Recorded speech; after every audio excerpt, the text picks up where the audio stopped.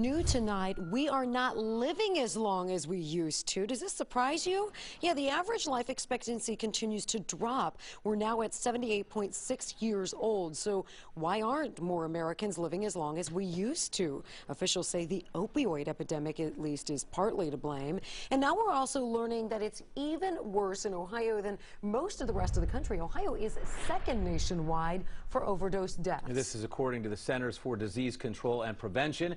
WLWT News 5's Ashley Kirkland showing you what local organizations are doing to try to help this. Ashley? Yeah, Mike and Sheree, the CDC says from 2016 to 2017, the amount of drug overdose deaths rose almost 10%, but Ohio is getting hit particularly hard, only second to West Virginia, with roughly 46 out of 100,000 people dying from an overdose.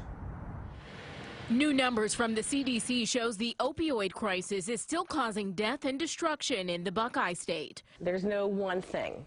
It's a combination of basically a lot of disasters hitting at the same time. Drug prevention experts say one of the deadliest factors in this war against opioids is the large amount of illegal opiates coming into the country from places like China. The CDC says synthetic opioids such as fentanyl accounted for nearly 30,000 of the drug overdose deaths in the U.S. Probably 60 to 70% of the time when I get a positive opiate test, when we send it away, it's fentanyl and not heroin. So people here are thinking that they're getting heroin, are actually getting fentanyl. And that's, you know, much more potent and much more likely to kill them. Doctors at Cincinnati's Center for Addiction Treatment say their approach to treating people addicted to opioids is more holistic. They believe taking away the stigma of addiction will also be helpful to getting more people in long-term recovery. This is a brain disease. It's not a moral failing. At the state level, another focus is an aggressive crackdown on prescription practices. Every time a person gets a medication, they enter it into the Ohio database, which is the acronym is ORS. And physicians, as well as other pharmacists, can check to see what's the prescribing history and are people doctor shopping.